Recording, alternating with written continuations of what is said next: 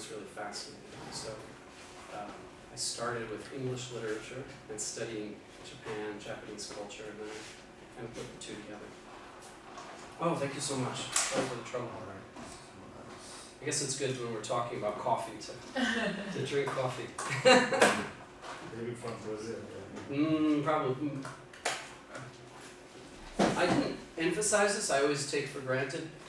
Brazil, in the pre-war period, was like, I don't know, 75-80% of the world market of coffee.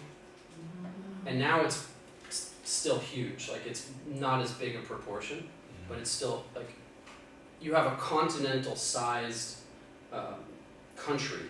Right? Brazil is the world is round. We all know this, right? Not living in, anyway, I'm not going to make American jokes.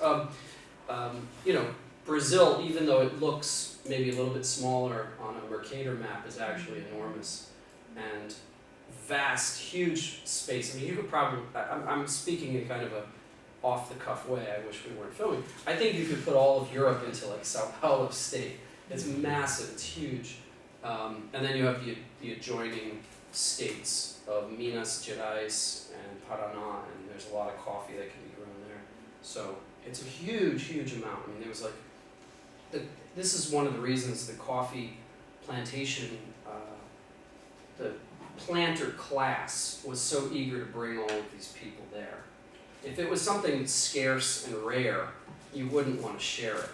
But when you had such a vast, like unused amount of land, it's just like, get them in there, let's go. This picture I had just shown you guys a moment ago from the other side showed the term terra rosa, like literally like a purple earth, red soil. It's like a red clay soil that is the ideal growing environment for coffee. And then you need the right temperature fluctuations as well. And Sao Paulo, until global warming, has like sort of an ideal and vast environment. So that was it. Obviously, Japanese people were not used to growing coffee. It just wasn't done. Let me hold up the cover of the film here. I was thinking about your question, why is it cotton and not coffee? Filmmakers don't necessarily care about historical accuracy. What do you think? No, but then I saw in the film the representation of the Japanese flag, and then with the cotton in the background, like the bloody man in the middle. Exactly. Oh, right. That symbolism of this sort of bloody, like heart of center. The figure of like the not martyr is probably the wrong word, but these sort of innocents who are killed for telling the truth. Right, or even thinking the truth, right, against this cotton white background. So it creates in that sense, I mean, this is an art film, right? But I was going to ask this question anyway, but good coffee. What kind of film is this? And I mean that in like the most expansive. Like if we were just sitting here having coffee, some of us are eating chocolate. Right? What kind of film is this? How would you describe it to like your mom, your friends? I first thought it was a struggle for Japanese identity in a foreign country, but then not having natural connections to Japan. That's very vague. Oh, I'm sorry, the last part. Like the struggle for Japanese. I'm a little deaf sometimes, so it's not a judgment on anyone's English. Sorry, my voice is sometimes inaudible for some reason. People That's don't okay. hear it. For Japanese identity, it was a struggle for that. Absolutely.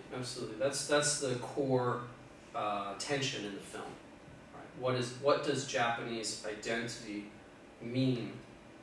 Not only in Brazil, not only in Japan, but in the world at this moment. Like, did Japan win the war? Did Japan lose the war? Right. But then they talk about apart from winning the war or losing it, what is a Japanese man or a Japanese citizen.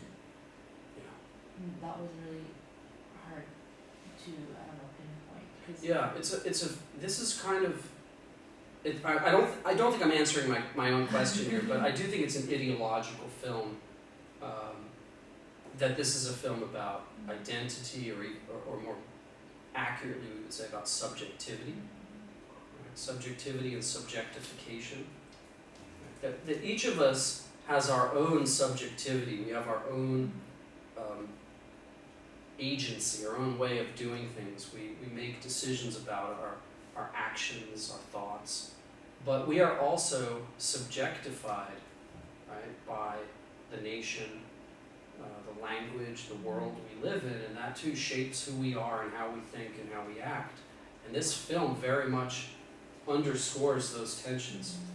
We'll have an opportunity to come back to that as a core idea, but I guess what I meant is in genre terms, like where we let off today. What do you think about the film? What type of genre would you describe this? I would say drama. Definitely. I could see more as like a love story, like a post-war story made into a very personal account. Yeah, there is a love story in this film.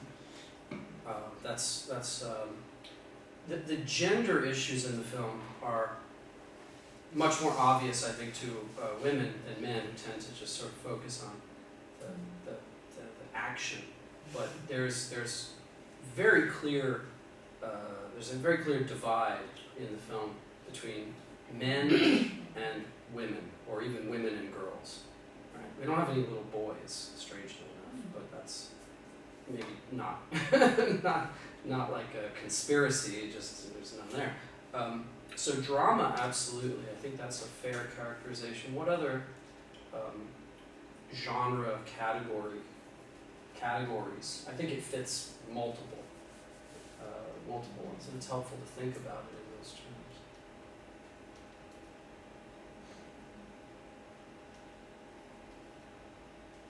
I sort of said action already. That's also, this is a film with, I mean, you can see it on the cover. You've got like the Japanese, warrior with a sword. He's a very strange kind of warrior. He's a photographer. He's a lover. He seems to be kind of a good surrogate father to this girl. His name is Akemi. Kind of, just fills up the screen. I was watching it on my computer last night, but if you sit really close, it's like a big screen. It's all relative, but that little face with her expression, his expressions too. I mean, these are, I guess I should have said this from the outset. These are Japanese actors. They're not Brazilians. They're not Japanese, Brazilian, anything. The main actors in the film are from Japan, and they're professionals.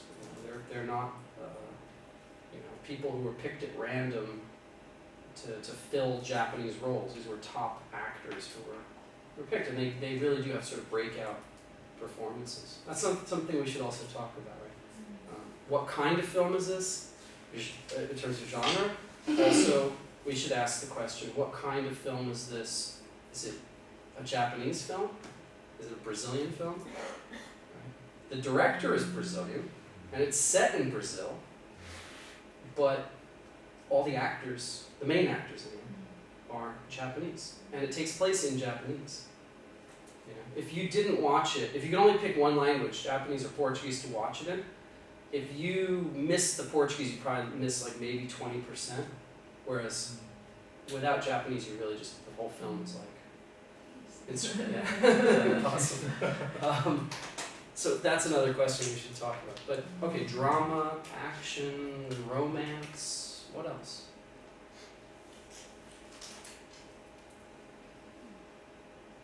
I wonder if it's a commercial movie. It's like arts movie or arts movie, Yeah. or is it Like art cinema. Yeah, I think that's a fair characterization. It has commercial aspects to it.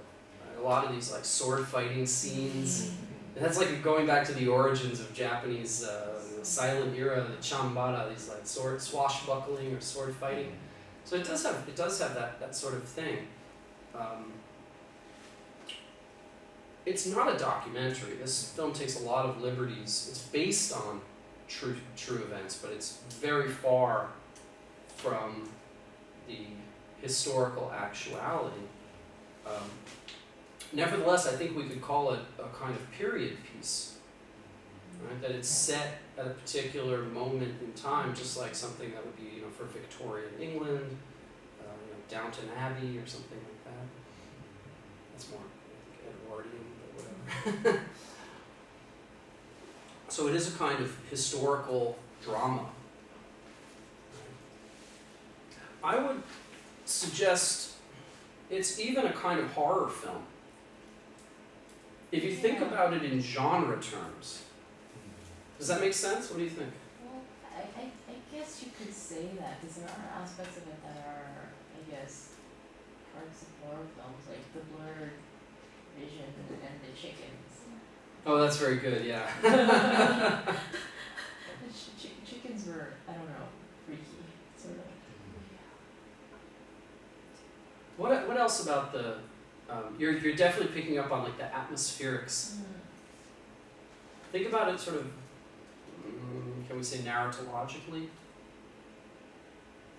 Here, the detective story, because who is the criminals and who killed the two innocent guys, and then at the end of the movie, Yeah, that's and good. he confessed what he did, and he realized he. Yeah, there is a kind of, well, we know, right? We're given to know everything, but there's a kind of police procedural aspect to the way it unfolds. I mean, especially Watanabe's, ambition, the hidden motive. Yeah. This revealed kind of later Yeah. in the movie. So in that sense, not who's done it, but why Yeah. something has been done. It's a kind of So psychological thriller in that way, because we don't even realize, we don't even know quite what's happening until we get to sort of the last third of the film, and then it's like, no, something's clearly wrong here. This is not just moral or ideological blindness. There is manipulation. But the director, I think, is very good at not giving it away too quickly. So, did you think it was too obvious? I thought it was a bit obvious halfway through the film after the radio. Well, this That's still. hero, Takahashi, Uh, is acting in very clear ways, right? He follows the orders of Watanabe. But it's not clear until he has his own questioning of that, the doctored film, photographs. And then they come to kill him. I mean, at that point it gets a bit compressed, but is Watanabe really that blind? Do these guys really not understand Portuguese? Are they, you know what I mean? There's like all these questions that the director kind of leaves unclear until the last few moments where, Takahashi makes his confession in Portuguese.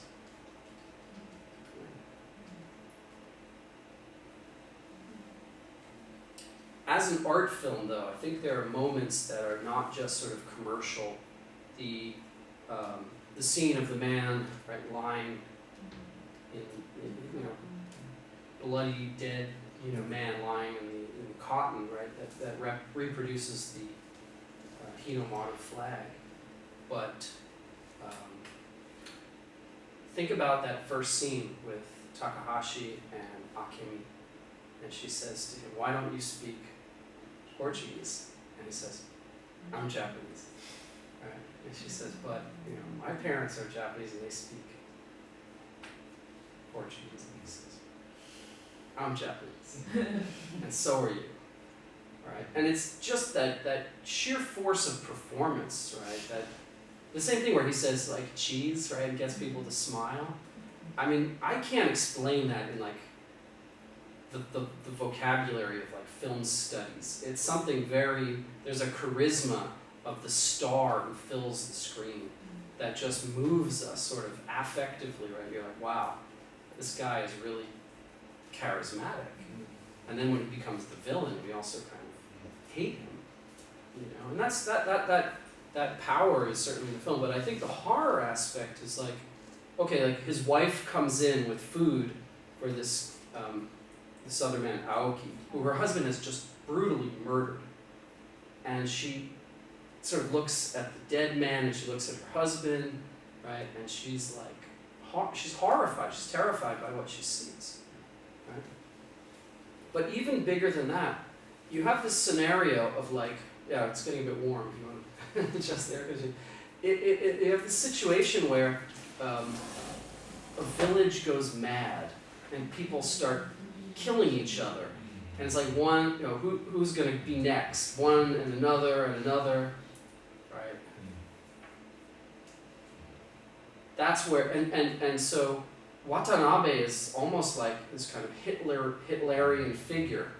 It's like, it has to be, you know, the Japanese people and the folk, and we are the superior race. And at first it's like, okay, well, Aoki is a traitor, right? And then these other, Akemi's father, I forget his name, is a traitor. But then even Takahashi is a traitor. And it's like, it's the logic in which no one lives up to that ultra-nationalist standard, so no one will be left. Right? The horror of it is like, it's like a society, a community that literally is destroying itself.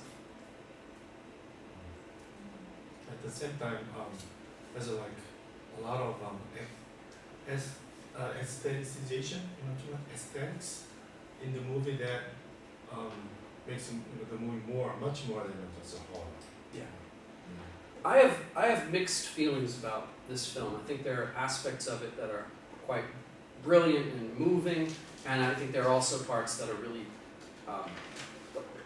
bad. Historically speaking, this is as bad as like Tom Cruise in The Last Samurai.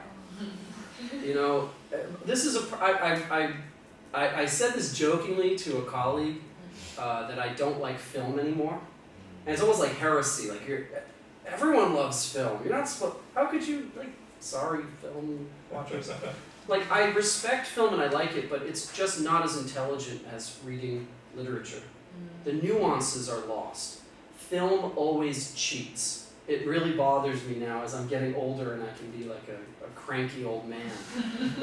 But remember the numbers involved here, like 200,000 Japanese, right? Roughly. And the readings I gave were not really giving you, I think, the best information about the period in which the film takes place, which is when these militant groups, the most famous was called Shindo Renmei. Shindo Renmei means League of the Imperial Subject Path, something like that. Basically, these were terrorist groups that took advantage of the situation. One, that the Vargas administration in Brazil had prohibited Japanese language publications, the teaching of Japanese to kids. People were, after 1938, you were not allowed legally to use foreign languages in public. Children had to be taught Portuguese as their first language. And this is 1938, this is even before the onset of Brazil, Japan's entry into World War II. Brazil was basically a fascist state by its government. Getulio Vargas was a dictator and a sympathizer of European fascism. But he had a choice to make after Pearl Harbor. Do you want to be on the side of the Allies or the other guys? And the United States would have destroyed Brazil if it had come down to that. We are a country that is very good at breaking things. So, as you know, in Korea. So, under like the good neighbor policy, you know, you had like, you know, Mickey Mouse. There was actually a Disney production where Donald Duck goes to Rio de Janeiro. I'll show you a clip of that next time. And there was a character created by Disney for Brazil called Zé Carioca. He's a green and yellow parrot. You know, Brazil was sort of in the American embrace. It was a time in which, you know, the United States was very careful to maintain good relationships with its southern neighbors, so as not to have another front opening up in the war. Right? You already have the European front and the Pacific theater. But the groups, the militant groups like Shindo Renmei, were not just in one village, right? They were all over the Japanese community, and they took advantage of what was, like, relatively speaking, like media blackout of Japanese language materials, including radio broadcasts, and the relative lack of Portuguese knowledge amongst, you know, the people who really were just farmers and laborers, and who looked to the Japanese community for their information. They weren't going to take the word of, you know, the Brazilian, white Brazilian sheriff or somebody else over their own community. So Shindo Renmei, and there were other militant groups, terrorized people. Right? In that sense, the film is very accurate, that there were people who were murdered, who were threatened with violence, who were actually tricked, conned out of money. There's that older man who says he's going to take his family, and they're waiting for the, you know, the imperial ship to come and take them back to Japan. And of course, they lose everything. So that also, I mean, so the film sort of telescopes these things, collapses them into sort of a relatable single village, when in fact this was happening over a vast amount of territory and a vast number of people. Let me disconnect the computer for a second. I'm going to release the PowerPoint. I'll read you a little blurb from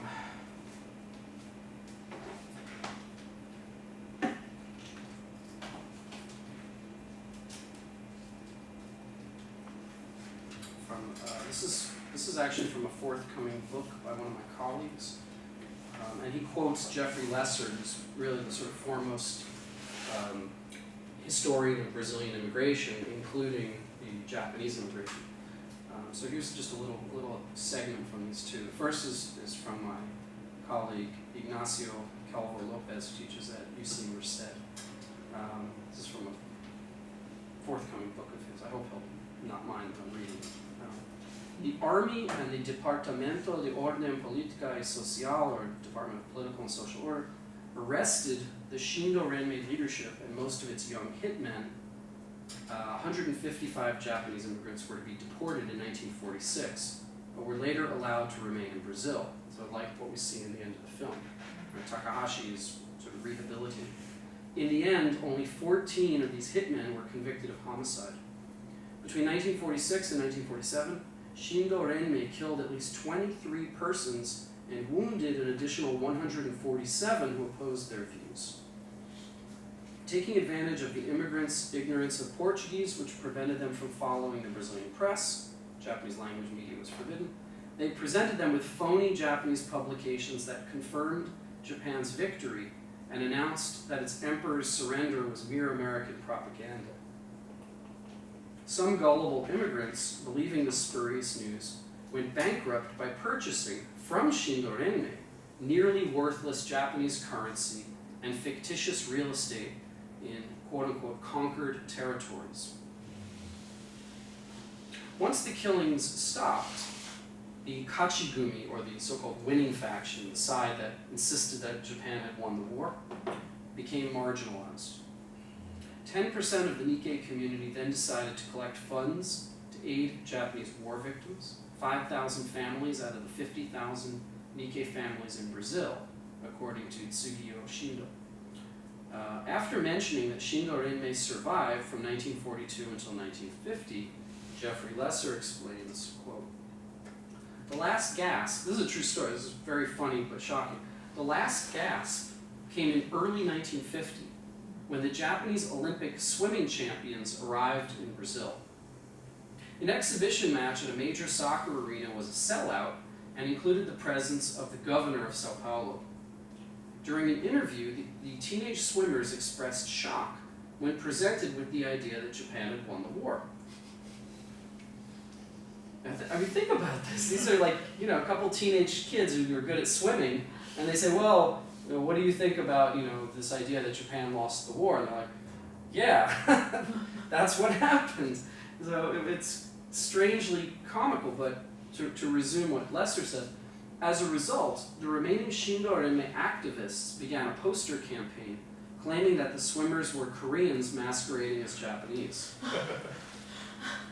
The suggestion was ludicrous, and public support for the secret societies quickly eroded. Okay.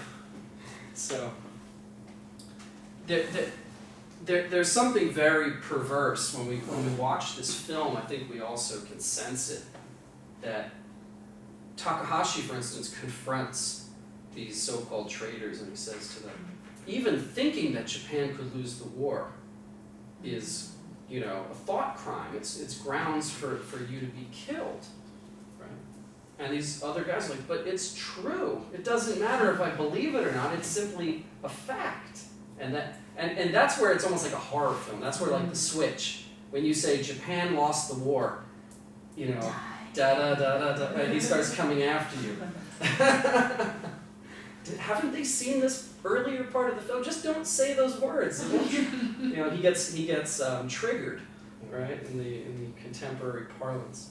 So I do think that the way that the film portrays these bigger historical events is very untruthful itself. For a film that's so obsessed with truth, right, inevitably films do this. They simplify, they take what might have been 3 or 4, you know, human beings and turn them into one person. And that's I mean, you can only fit so much into an hour or 2 hours, you know, and so forth. But for those of us who care deeply about history and archives and getting it right, as best we can, you know, it's deeply problematic that everything becomes, you know, one village. Like The Last Samurai is like a cowboys and Indians movie set in Japan. The whole, I don't know if you guys have seen this, it's, you know, Tom Cruise comes to Japan, and, you know, the samurai are represented like Native Americans who don't want to modernize and still want to fight with bows and arrows. And then they're fighting, you know, the Japanese infantry who are supported by American, you know, other, you know, Western advisors, and of course they get destroyed, but gloriously.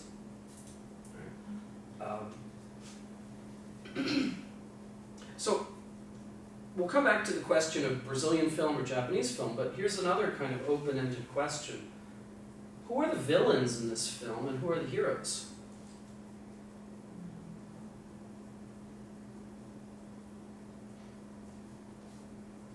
There are many ways to tackle the question, but let's at least initially think of these 2 military men at the beginning. There's Colonel Watanabe, the Japanese mastermind of the sort of Shindo Renmei type thinking. Right? And then you have Corporal Garcia, who has also kind of a Hitlerian look about him, and he, the mustache and the hair, and he kind of like, you know, very vulgarly, crudely breaks things and stuff. Even if you're, you know, a Korean patriot, right, you hate Japan, watching him sort of like rub the flag, you know, shining his boots, right, it just doesn't feel good somehow. It's like, you know, he's just humiliating them, right? At that point, at the beginning of the film, we don't know anything about Watanabe, but we just sort of, you know, have a sense of empathy that the Japanese are a persecuted minority. But is Corporal Garcia really a villain? In a very simple black and white sort of way? Is Watanabe a victim, again, in sort of a very simple sort of way? Right? at first it seems like Garcia, and I forget the name of the sheriff, but they seem like they are the oppressors. They are the ones who are, abusing this, poor, isolated, kind of honest Japanese immigrant community. They repress their language, their right to honor their flag and their emperor. But then we come to realize, right? I mean, we already know this in advance that Japan lost the war, but they are actually the ones who are telling the truth. Japan lost the war. Japan at the time was the enemy of Brazil. And so they begin the discourse about treason. They say, if you're upholding the Japanese flag on Brazilian soil, you're a traitor.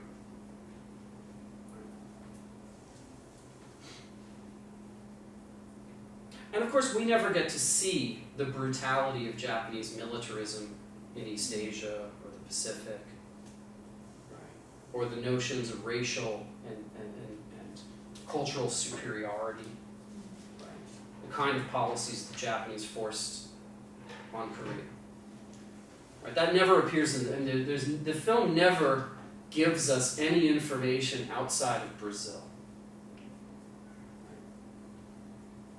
That too might have been helpful in some way, but we don't exactly need it. Again, I think the emotional truth of the film, which is one of its strengths, does provide us with enough knowledge to form an opinion by the end of the film about Watanabe. We kind of forget about Garcia. He never comes back. Right? In fact, there's a pivot point where the Watanabe assembles like a lynch mob, except they don't want to hang him, they want to cut off his head. Right? Which is strange because historically you hung lower class criminals and you cut off the heads of higher class, like samurai. So I'm not sure why, in the war things changed. Cutting off heads became like almost a game for Japanese officers.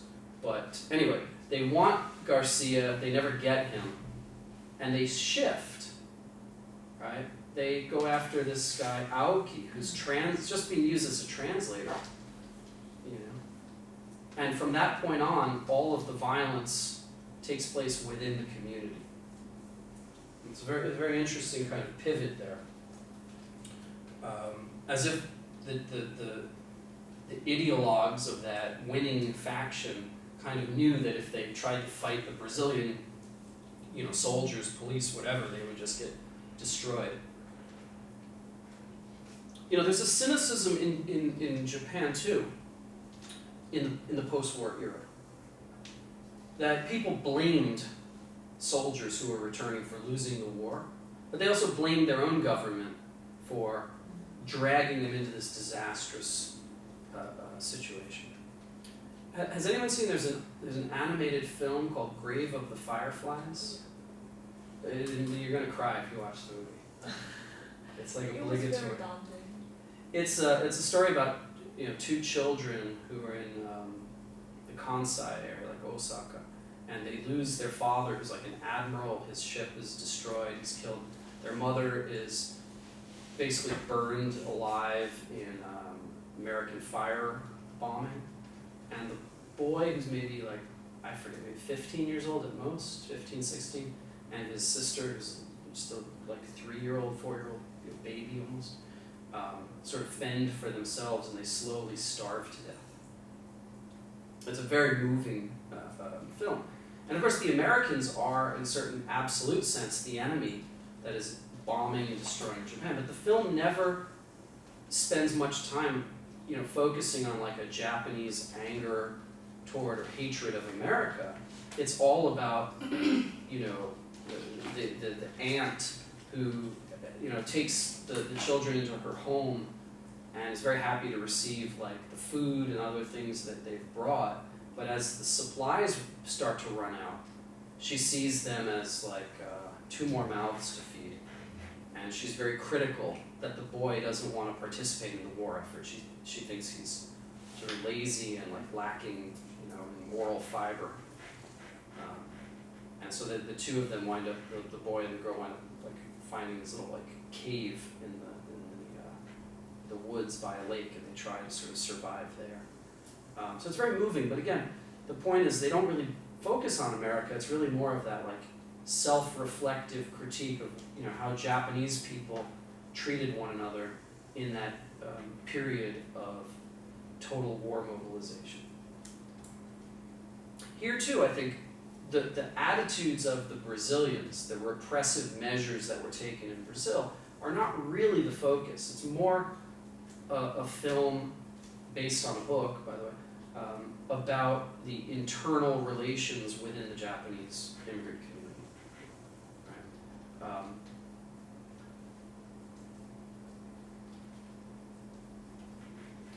For those of you who are working, I'm sorry, I'm kind of just putting these things out there all at once, but for those of you who are working on the Asian American stuff, literature, film, what have you, there is no internment experience in Brazil, right? Like what happens in the continental United States.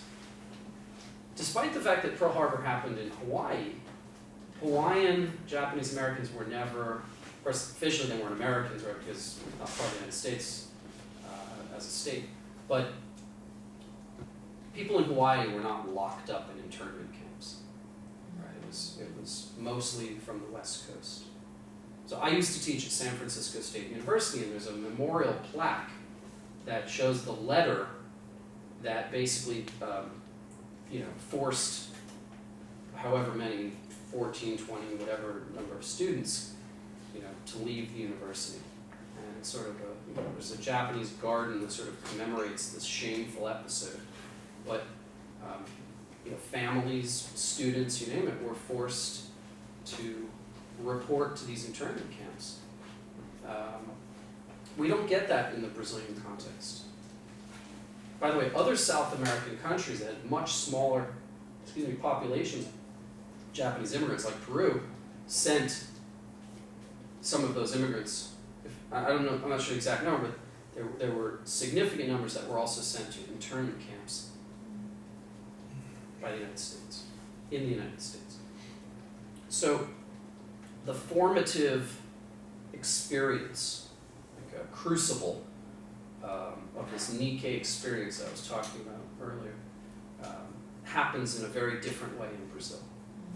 Okay, so there's a decree in April of 1938 that says, by the Vargas administration, that says children must be taught Portuguese as their first language. Foreign languages must not be sort of spoken in public. Obviously, they were very concerned about sort of demonstrations and organized movements in the public square. I think foreigners are not allowed to take part in political activities. So this is part of a movement of Brazilianization, a nationalist movement. In the context of Rio de Janeiro, we actually start to see for the first time that black and mixed race people are allowed to participate in the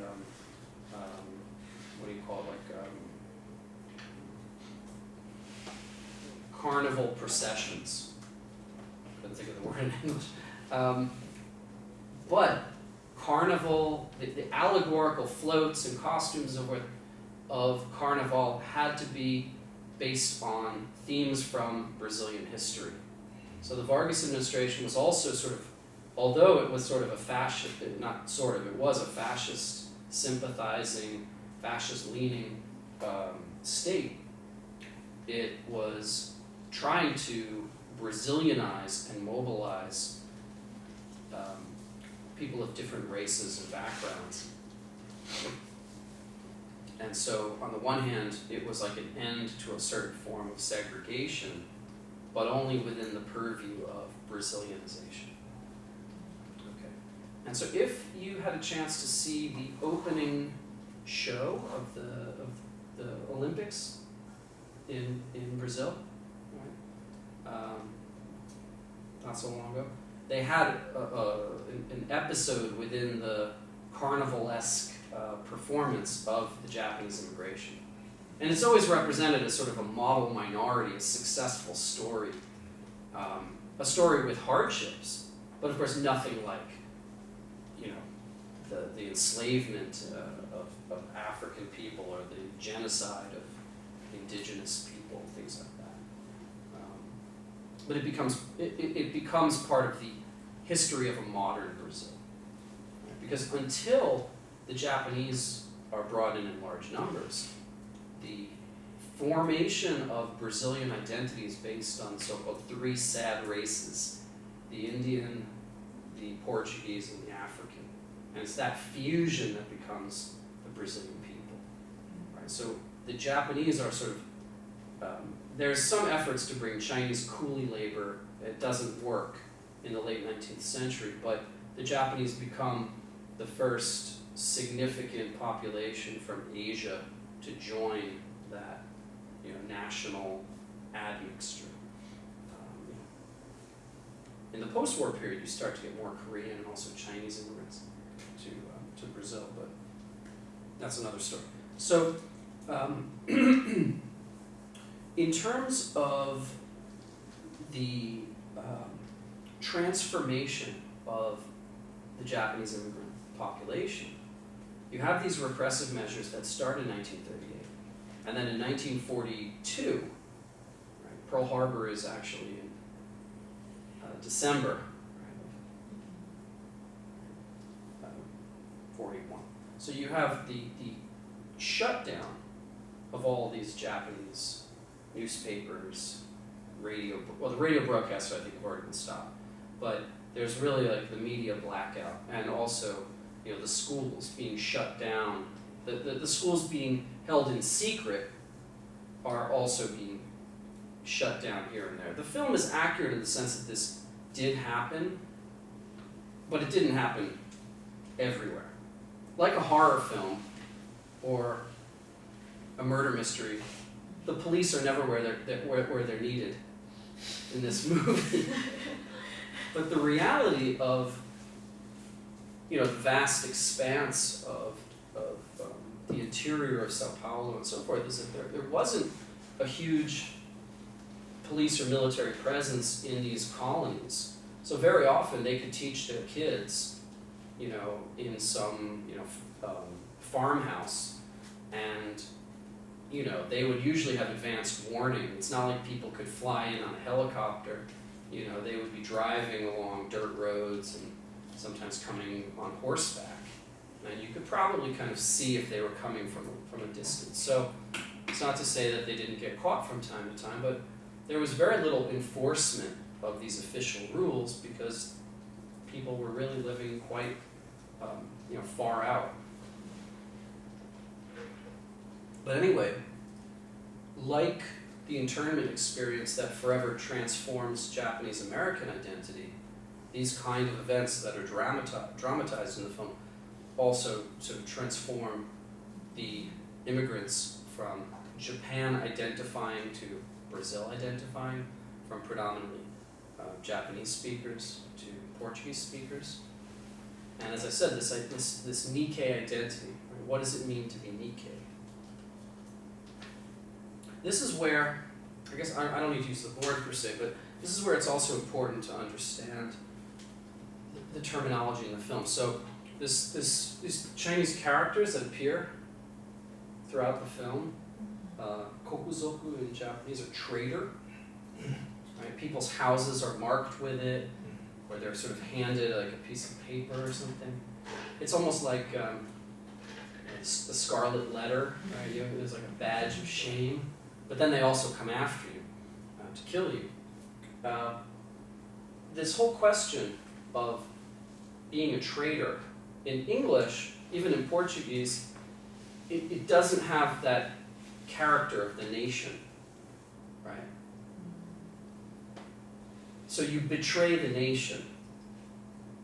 And when we talk about, like, okay, Takahashi says to this other guy, Aoki, the first one to die, right? He says, "You're a traitor." He says, "Hikoku min me," like you Kokumin is like the people, right? The nation, the people. So you have the nation, Kokumin, and you have the state, Kokka, in Japanese. Sorry, I don't know the Korean, I wish I did. So calling him against the people, anti-national. Not exactly anti-nationalist, though.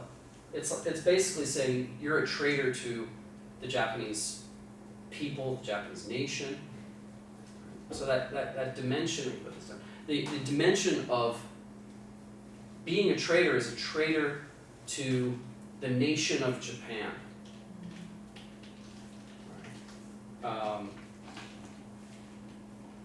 So again, it really emphasizes the notion that these ideologues saw themselves as Japanese.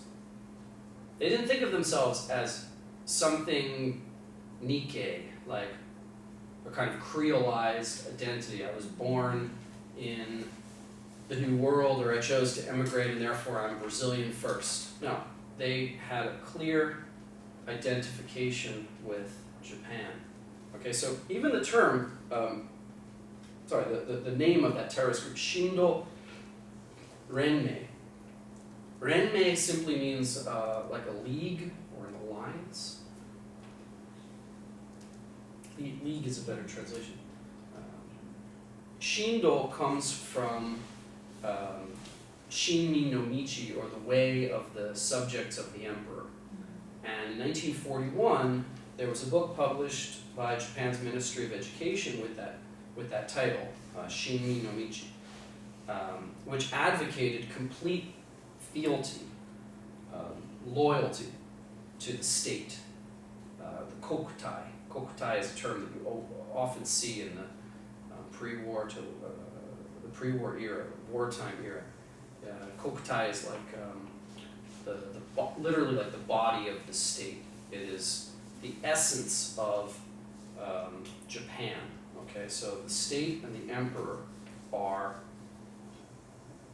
what one should devote one's life to, rather than something like a Western notion of individualism. Right, so you don't put yourself first, you sacrifice your life for the common good of Japan. So in that sense, I mean, the film is accurate in depicting the violence by Shindo Renmei types. But it's also accurate in trying to capture the conflict of emotions, like we were talking about. What does it mean to be Japanese? What is this question of identity? Right, so Takahashi is kind of the pivotal figure. Is he the hero? Is he the villain? Right? Which side are you on? Which side should you be on? I have a question. Sacrificing oneself for the bigger community, which is Japan and Japanese people, is that coming from the samurai spirit? That gets used as a set of tropes in the film. The sword, right, and taking one's own life. That idea of, committing suicide, to take responsibility for one's actions. That becomes one of the central showdowns between Watanabe and Takahashi. You have again, I forget his name. Akemi's father will fight Takahashi. Watanabe, it's more like psychological warfare. Maybe he knows he can't beat the younger man or something like that, but he also gets to make his speech.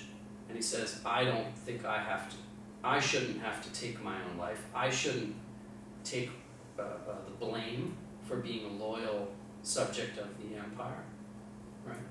It's very, it's, in that sense, I think the film is interesting. Interesting is a very vague and lame word. It's very challenging to take the layers apart. Because on the one hand, this is what the film sets up. A series of confrontations between men. Aoki and Takahashi, Watanabe and Takahashi, Akemi's father and Takahashi. Of course, there's also this question of gender that we shouldn't lose sight of, right? Miyuki, Takahashi's wife, she doesn't, try to kill her husband because he's a serial killer or something. She doesn't go to the police, but her reaction, Akemi's reaction, the other women, see what's happening and they absolutely resist the they don't want to have to choose sides, right? They seem to have more sort of emotional intelligence, more humanism than the men, who are so radicalized and willing to kill, right, or be killed for the power of that idea. I was going to say something else. No, but there's another problem here, and your question raises it. What are we to make of this film, right, with the rising sun and the Japanese man, with the sword, the bloody sword? Like, on the one hand, okay, these are the readings, right? I was asked to give you readings. I should at least briefly make reference to them in some way. The readings that I had assigned, which were very long, so if you just skim, or skim them, that's fine. But Jeffrey Lesser talked about the representations of Japanese ethnicity in Brazilian film in that period from like 1960s to 1980. And a great portion of those films were these kind of erotic, soft-core pornography representing the exotic beauty and so forth of Japanese women, whereas Japanese men were often represented as like not sexual, not handsome, not particularly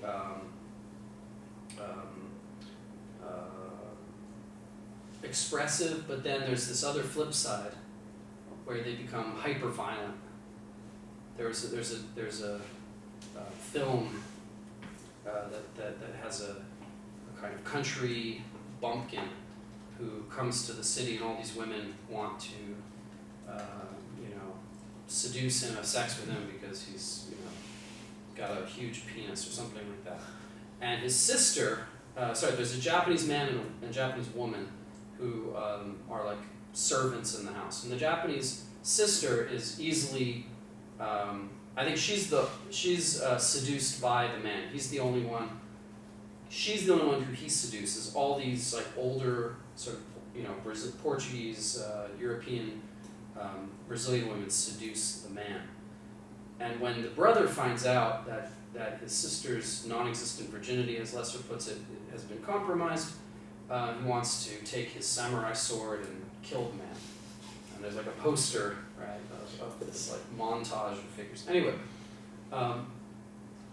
having read that chapter and then watching the film again, I really saw it with a different perspective, that this film could also be seen as trading on Orientalist tropes, right? That you have the inscrutable Oriental, Takahashi never really explains himself. We don't really know why he does what he does. And he becomes hyper-violent, right? Here's this mild-mannered photographer, right? He takes family portraits, for God's sake. And cute little Akemi is this translator. He seems like he would be a great father, and he, has this very passionate sexual relationship with his wife. And then he turns into the killing machine. Right? So it's. I'm curious what you guys think. I mean, when you watch the film, it's sensitive to those kind of concerns. Watanabe, Takahashi, they all seem, even the men who are on the other side, seem to like stupidly sacrifice their lives for this, like, well, I have to tell the truth. But you're gonna die. No, I have to tell, right? It's like the fatalistic Oriental, right? That nobody can be strategic in their thinking. They're just very like, well, I'll wait. Let them calm down a little bit and not have swords, and then we'll talk. Something like that. What did you guys think? Does the film do justice to, The sword play itself was, I think, a bit orientalistic, assuming that all Japanese men would abide to the samurai sort of. You could get a pistol in those days. You were out in the country. You had your hoe, Yeah, which you could hit somebody with. Right. So, yeah. Well, the thing is, the main character uses a sword constantly, and then the other guys who try to kill Takahashi comes with a gun, Yeah. a pistol and gun. And why do they have pistols, and why does he have Yeah. to have the sword?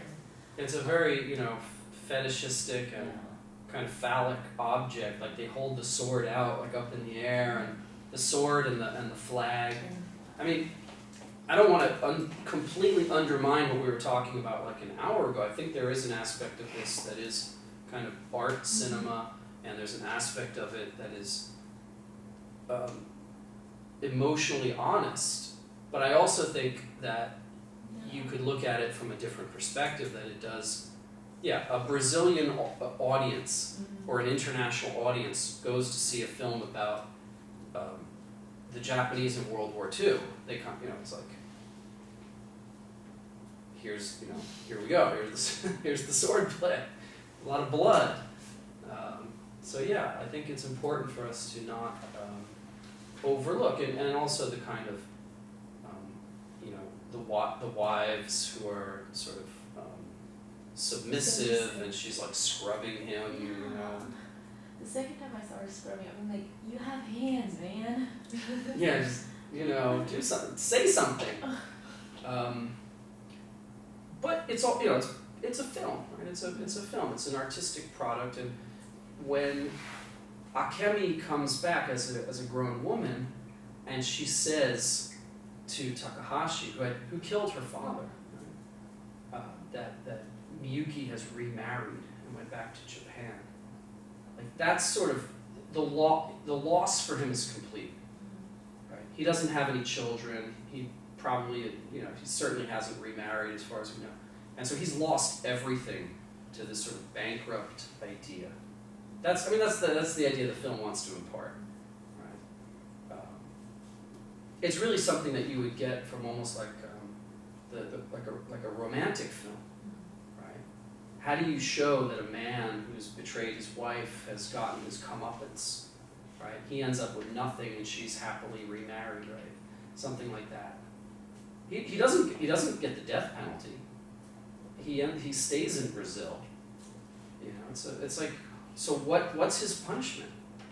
His punishment is these women who he loved, the woman and the girl, right? Have completely rejected him. Tremendous amount of guilt. Yeah. He has to live with. Otherwise, right, there has to be something. Otherwise, it's just like we live in a moral vacuum.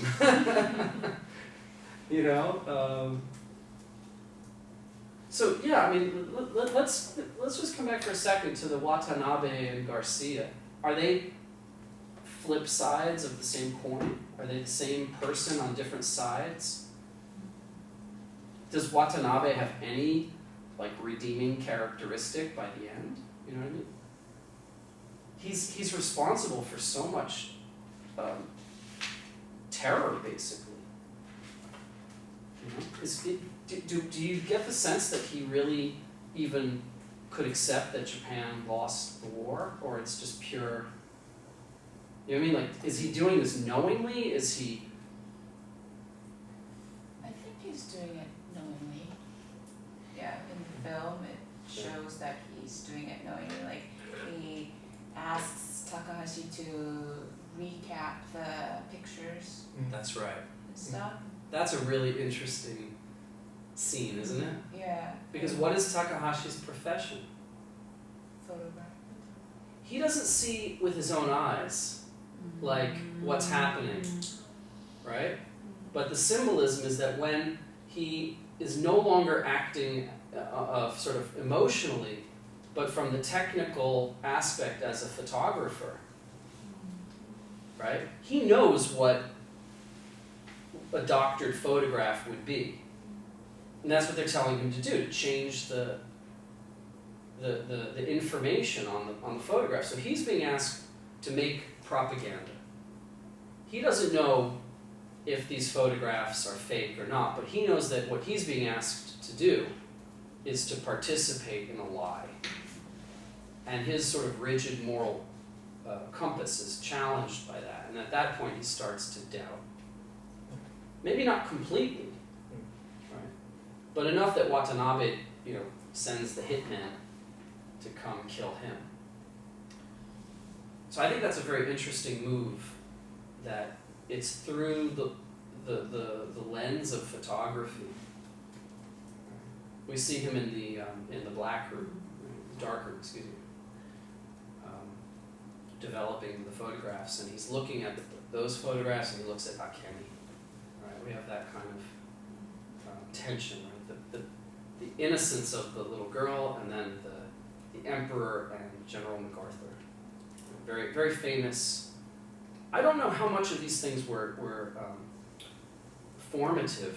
Like it turned out that it was a 1950. It was a Japanese visiting swimming team that sort of broke the back of this false story. It wasn't the picture of MacArthur and the emperor. It wasn't, as we hear in the beginning, the emperor's speech, which had actually been recorded on a gramophone record and then broadcast on the radio. Radical cadres in Japan tried to steal the gramophone recording. Like if they could break the record, somehow that would change. It's like truth really is stranger than fiction. These stories are so crazy, they almost sound ridiculous, but it's all part of the historical record. No pun intended. So, yeah, I mean, Takahashi has a change of heart, a change of consciousness through looking at those photographs. And I guess I want to say two things about that and kind of try to open it up a little more. One is, on the one hand,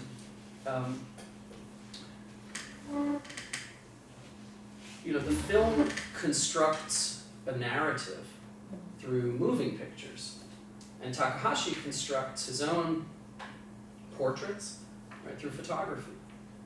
So we have something sort of a story within a story, something like that. But outside of the film, right, in the current situation, in certainly my country, it's embarrassed to say, we have this question of like fake news. Right? What is to be believed and what is not to be believed? Of course, propaganda is as old as time. One of our biggest problems is, in a certain sense, if the director were here, he'd say, well, of course I'm not making a purely historical film. No one would care. No one would go. I need to sell tickets. I need to make money to, recoup the investment and hopefully, have made some artistic product that people will find value in for years to come, that it's not just a documentary. But when we watch the Lonely Swallows film, we'll see the limits of what a kind of choppy, low-budget documentary can achieve. But yeah, this question of fake news is really interesting to me, because in the film, the pivot for this idea of what is truth and what is a lie, what is being loyal to the Japanese people, right? All of those things have to do with sort of the manipulation of the truth.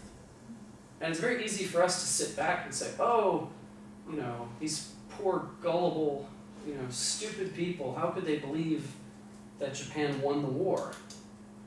But when we see the dirt roads, right, the darkness, the isolation, they're Japanese, some of these people are like purely Japanese speakers in the middle of Brazil, right, rural Brazil in 1946. How do how do they know what they know? You know, if we were in that situation, would we be so easily able to overcome the propaganda, the intimidation, etc., etc.?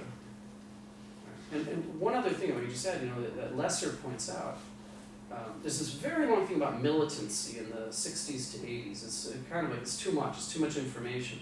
But one of the points he makes is that all of the other immigrant groups from European backgrounds, or, you know, white backgrounds, they could be of Arabic, or Jewish, or, you know, some other, you know, Eastern European, like Polish, he gives us an example of descent, and sort of interchangeably take names with someone of Italian or Portuguese or Spanish identity. And within a certain degree of latitude, no one knows the difference. But anyone who was Japanese couldn't say, oh, my name is Garcia, right? Because their physiognomy does not correspond to the European name. Now, you get all kinds of mixed marriages and mixed births in the period, you know, beyond that, and you know, you couldn't guess what people's background is. You know, there are people who have like mix of Indian and black and white and Japanese, and it could be anything nowadays. It's very hard to tell. But when someone was called Japonais or Japonesa, there was no sort of evading the racial otherness that category imposed upon them. And in the same way, our characters, our actors in this film, can't escape that sort of essentialized identity. It's very hard for them to do it. We have one figure in the film of a black lawyer, right? And the sheriff sort of shows his racist credentials, right? It says, only in this crazy country of ours could, you know, yellow man attack a white man and then a black man freeze, right? This is like, this to him is not progress. It's a very interesting scene. I think it's a kind of set piece, right? It's not like there were lots and lots of black lawyers running around and, you know, like the ACLU and freeing people. You know, even today, it's like the racial, you know, the demographics of who is successful and who has opportunities to education skews very strongly away from people who are of African or mixed, you know, black descent, unfortunately. That's still very much the case in Brazil. So the director was using that as, again, a kind of opportunity to present a certain racial tableau. And that's part of the propagandistic or ideological power of film, right? It has that power over us.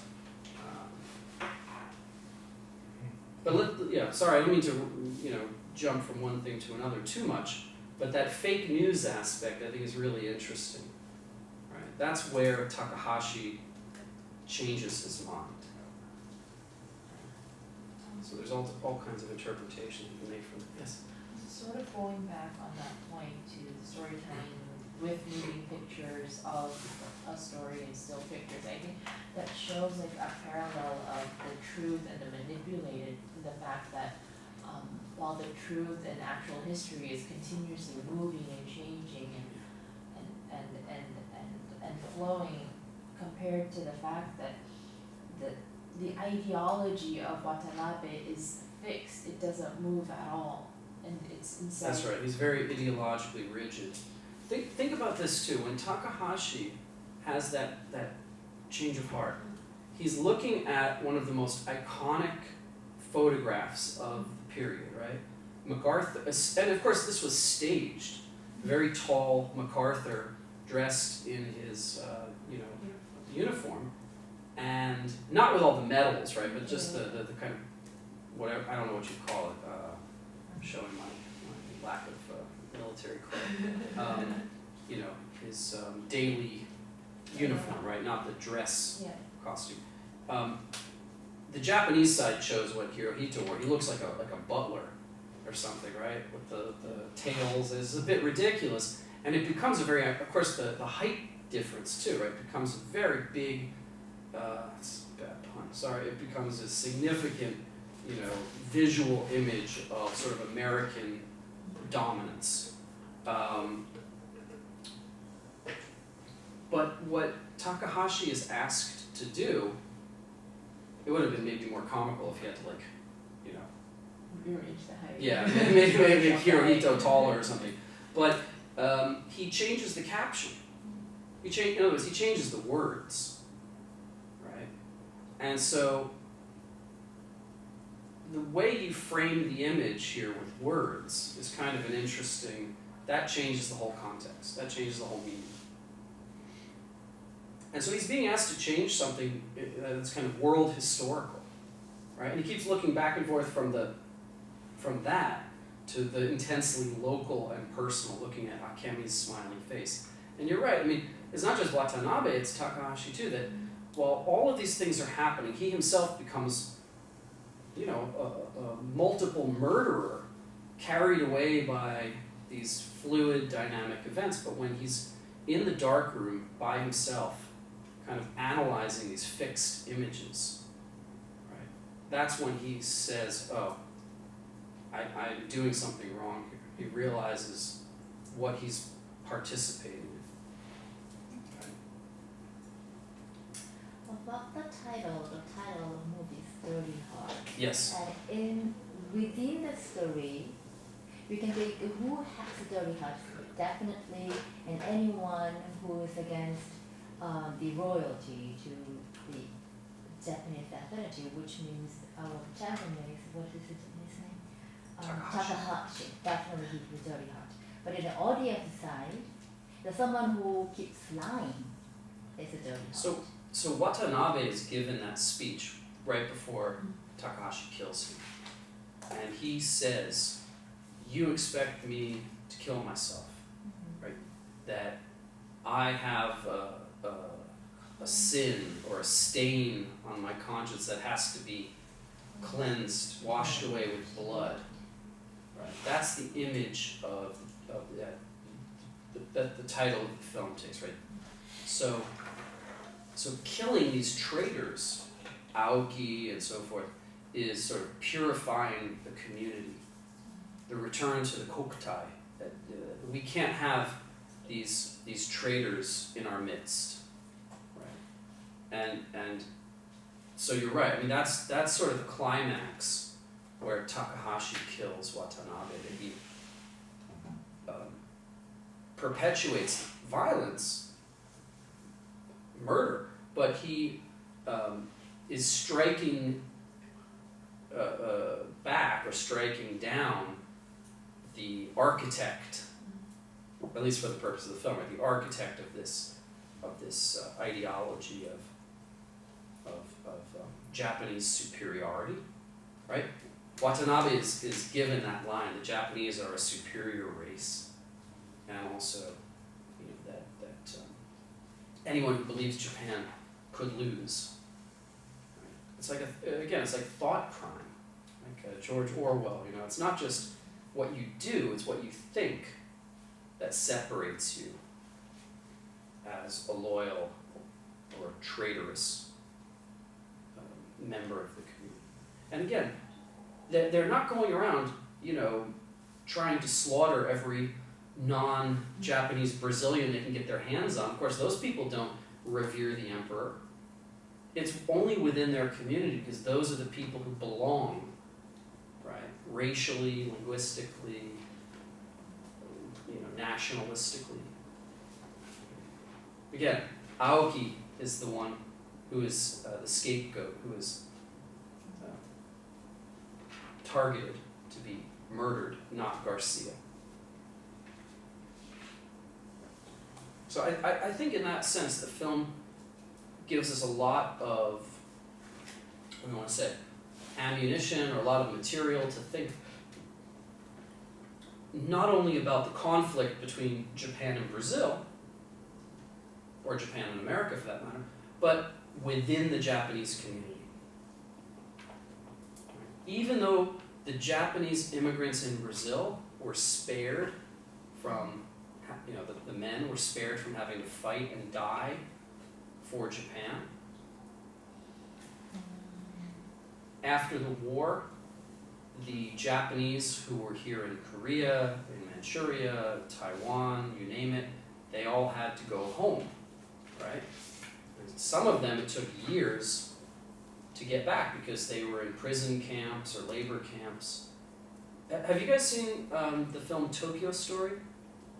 The Ozu film, Tokyo Story? It's a film that is, it's very slow and it's sort of a family drama. The hero of the film is a widow whose husband had gone off to fight and never comes home. Of course, he's presumed dead, but we don't know. There's no, there's no body. He's never, he's not coming back. And she doesn't remarry. She maintains a close relationship with her in-laws, family. She's like the long-suffering daughter, where all the other biological children of the quite elderly parents are selfish, and they have their own kids and their own houses, and they're just worried about taking care of themselves. She looks after her, dead husband's parents. And spoiler alert, very old film. By the end of the film, she has to move on with her life, sort of break that connection. But the trope of sort of, the men who don't come back, in many cases we don't know what happened to them, right? But they're presumed dead. And this is one of these tragedies that follows the post-war. Brazil, in some cases, in a very big way, has spared that experience. But as we can see, the intense, radicalized ideology that did go to Brazil. The immigrants took this with them. That was their subjectivity. It was not easily broken. And, we have to ask the question, okay, so Garcia, who looks like, a little blonde Hitler, maybe he's a terrible human being, and the sheriff, and all of these policies that were extremely repressive, right? There's not something we would ever say, oh, that was a good thing that happened. But what would have affected that change of consciousness?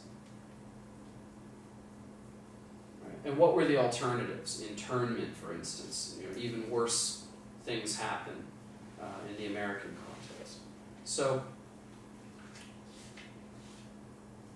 it's a very painful chapter, not only in Japanese history, American history, throughout Asia, but even touches these immigrant communities deep in the interior of Sao Paulo state and elsewhere.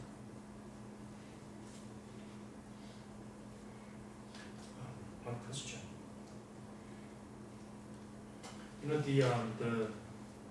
The emperor worshippers who operated in the 50s after the war. Right, like Shindo Renmei and so forth. Yeah, I mean, they, at least some of them must have appealed to or followed samurai, the way of samurai when they operated. Okay, this is the way samurai should do and should follow.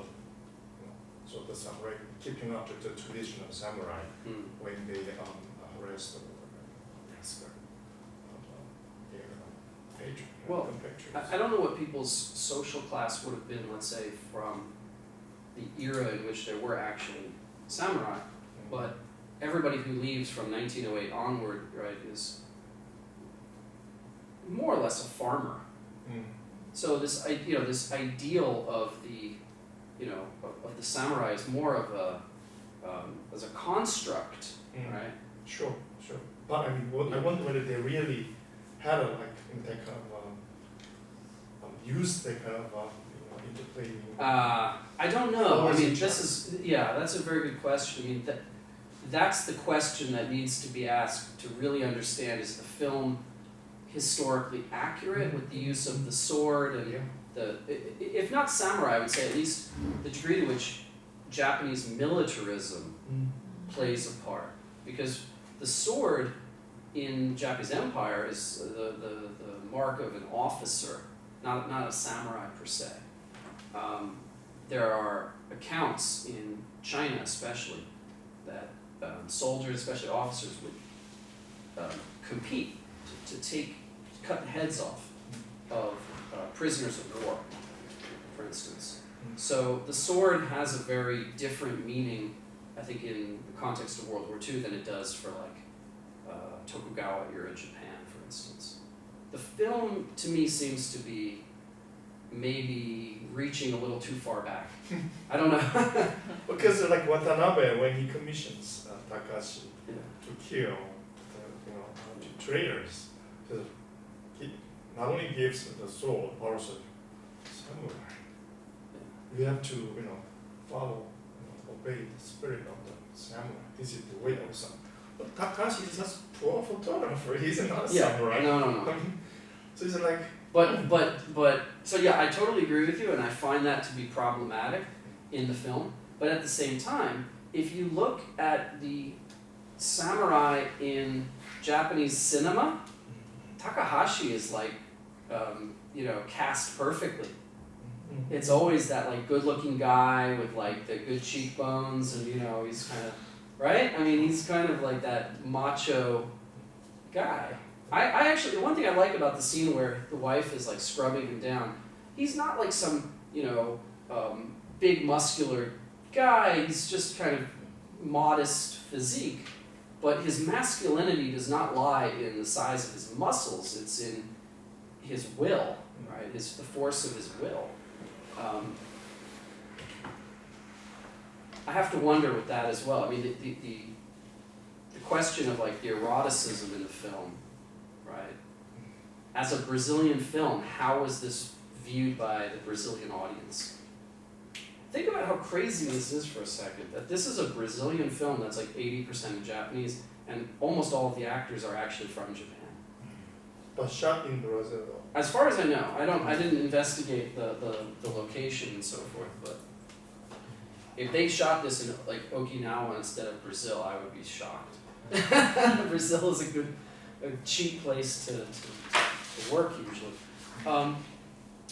Let me just, before I forget, let me just point out, at the very end of the film, right, we have Miyuki, now she's an older woman, writing a letter.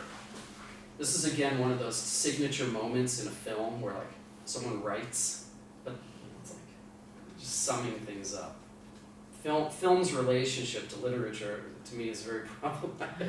But anyway, she says in the voiceover that she witnessed the war's end in the Japanese colony, Nihon no Shokuminchi. So she didn't experience the war's end in Japan or in Brazil proper, but in the Japanese colony. And I think that, again, that language has to be accounted for, because she says Nihon no Shokuminchi, the same terminology that one would have used in Northeast Asia for Japanese colonialism.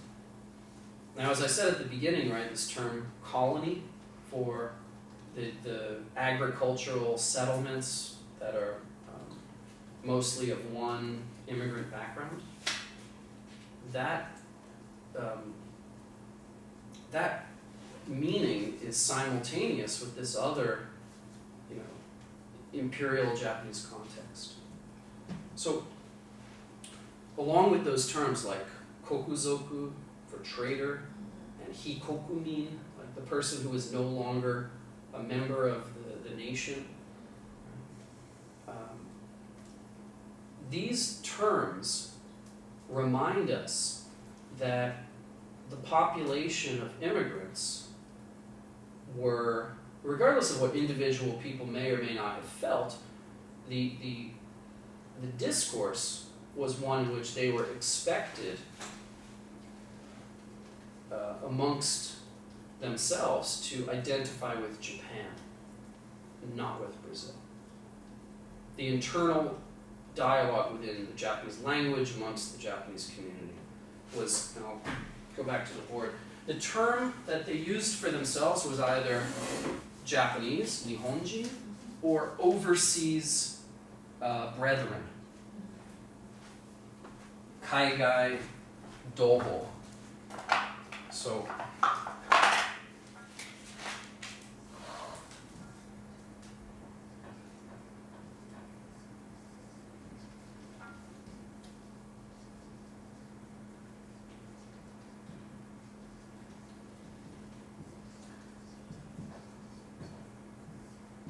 and what that means is, the term Nikkei, which we think of now, frankly, if we read the scholarship in most of our readings, it's taken as though it were a concrete, stable identity that has been there maybe since, well, who knows, forever, right? When as soon as people leave Japan, they become Nikkei. Who knows?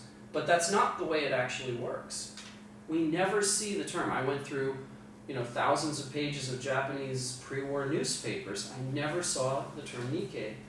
Of course, you see, Issei, Nisei, Sansei for the different generations.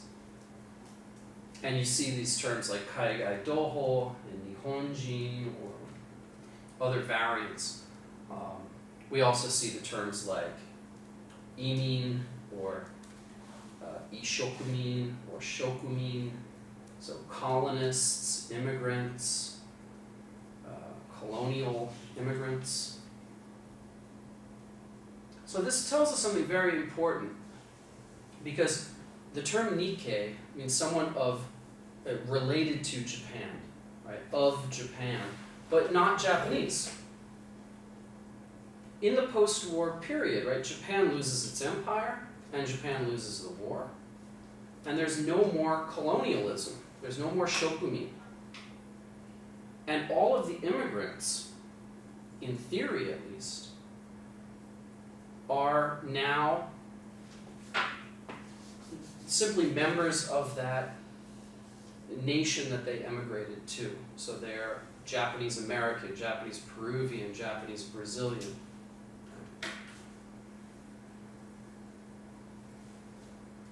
I don't want to oversimplify it, because of course when you're dealing with tens of thousands or hundreds of thousands of people, you're going to find a range of views, a range of lived experiences. Some people, like Akemi, who were born in Brazil, spoke Portuguese, would have more of a double identity. Someone like Takahashi or Watanabe, whose formative years were spent in Japan and then came to Brazil, it's a very different kind of experience. But Nikkei has a legal as well as ideological meaning. Right? When we look at the next two films in the late 20th, early 21st century context, Japan sort of opened a loophole, created a new legal category in its immigration law when it recruited these Nikkei, or Nikkeijin, to come back to Japan. Okay, we'll see terms like dekasegi as well. People who are going to leave Brazil temporarily to come back to Japan, make some money, and then go back to Brazil. Now it's like the reverse course, right? But not every Brazilian or Peruvian or Bolivian could come back to Japan. I don't know of any, California or Hawaii Japanese either, who were, going off to work in factories. So it's very special relationships, again, sort of state-to-state relationships that recruited mass migration. Only now the polarity, the sides are switched. Now it's Brazil that has surplus population and Japan that has labor demand. Right? And at least in the 90s, during the era of the Japanese bubble economy, and at least continuing in some form until about 2008, that Nikkei Brazilian community was thriving. When we get to the Lonely Swallows documentary, we see how that changes quite radically. And in a very similar way, the Japanese Brazilians, now the Nikkei, and Peruvians or others as well, I don't mean to make it sound like it's just Brazilians, but when they came back to Japan, they didn't go to Tokyo or Kyoto, right? They went to the places where the Japanese factories are. Now, sometimes it was like a Toyota factory, but usually it wasn't the big main factories that employed Japanese workers with the best conditions. It's like the subcontractor or the subcontractor in places like Hamamatsu in Shizuoka Prefecture, and in Nagoya and north of Nagoya in Gifu, and to the west of Nagoya in Mie Prefecture. These sort of small factories that had those dirty, dangerous, and difficult jobs that nobody else wanted to do. And I do think that the Lonely Swallows documentary does a good job of capturing a little bit of that, as does the reading. I think it's by Angelo Ishii, or Ishii. I think that one does a pretty good job of kind of capturing the good years. But most of the Lonely Swallows film captures the rest, or the bad years, when people couldn't find work and found themselves caught between the two countries, not feeling wanted by either one. Okay, so yeah, it's a very complicated story. The other thing I would say is, like, Dirty Hearts kind of plays up this idea of like absolute loyalty to Japan, as though everybody felt this way. But there were a lot of people who felt absolutely abandoned by Japan. In Japanese literature, the most prestigious literary award is the Akutagawa Prize. And surprisingly, I didn't know this until I started this project myself. The first Akutagawa Prize, the inaugural award, went to a novel called The Emigrants by the author Ishikawa Tatsuzo. And it is about the Japanese emigration to Brazil. The novel was published in 1935. And that too was an ideological decision to kind of elevate this account of immigrant literature. But it's by no means a whitewash. There are laborers who come from all over Japan. They sell their ancestral land to go live in a country they had never even heard of, not so long ago. And one of the characters describes their situation, their plight. He says, we're like leaves on a tree, that when times are good and the leaves are green and growing, the tree draws sustenance from them. But when the leaves dry up and fall to the ground, they're just swept away to places like this concentration camp sounding immigration center to be sent off. So they felt abandoned. They felt like there was no place for them in their homeland, and yet they were still sort of compulsorily required to identify with Japan. And as a result, even that novel had been censored in places. So the censors cut out a sentence. This is, I forget the name of the scholar, but I was reading his analysis, and he had looked at the two versions. And so one of the characters, a young man, breathes a deep sigh of relief upon leaving Japan. Apparently you were not allowed to be happy to leave Japan. If you had to go, you should be, crying and, no, I love my homeland, I want to always come back, So, the title of that film that we couldn't get a hold of, Sodaji. Sodaji means like longing, yearning for. The people who left Japan for Brazil should have this forever longing for Japan.